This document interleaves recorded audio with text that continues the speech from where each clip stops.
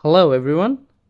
In today's video, I'm going to show you how to cancel your iQIYI subscription.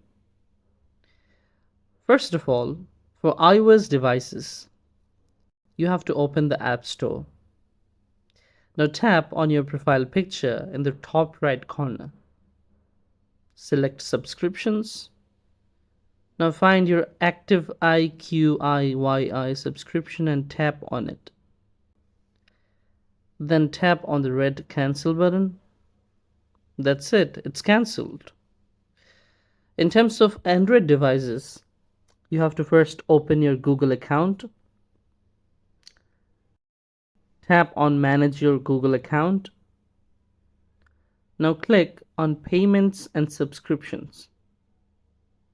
Then scroll down and select Manage Subscriptions.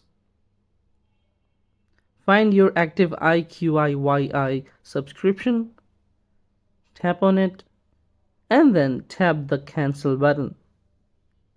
That's it. Thanks for watching this video. If you found this video helpful, please like, subscribe to our channel.